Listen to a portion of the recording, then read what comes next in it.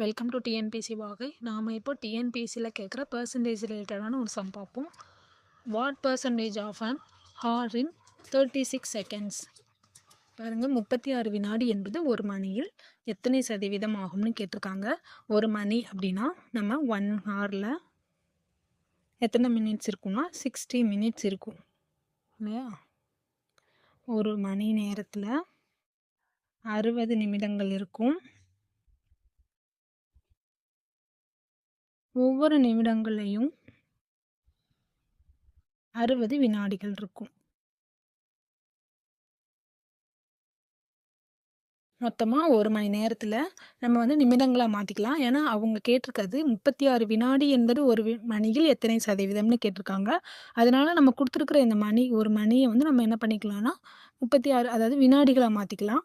ஒரு மணியை வினாடிகளாக மாற்றிக்கலாம். அப்போ நம்ம ஒரு மணி ஈக்குவல் டு 60 × 60 வினாடிகள் எழுதலாமா? அவங்க வினாடிகளில் கேட்டிருக்கிறதுனால நம்ம வினாடிகளாக மாற்றுறோம். அப்போ 3600 வினாடிகள் இருக்கும் இல்லையா? ஒரு மணியில் 3600 வினாடிகள் இருக்கும். அவங்க கேட்டிருக்கிறது பாருங்கள், 36 வினாடிகள் என்பது. அப்போ 36 வினாடிகள் என்பது 3600ல் எத்தனை சதவீதம்? பாருங்கள், 36 என்பது 3600ல் எத்தனை சதவீதம்? சதவீதம்ங்கிறனால நம்ம 100ஆல் மல்டிபிள் பண்ணிக்கலாம். இப்போ பாருங்கள், ஒரு ஜீரோக்கு இந்த ஜீரோவும், இந்த ஜீரோக்கு இந்த ஜீரோவும் கேன்சல் ஆகும்.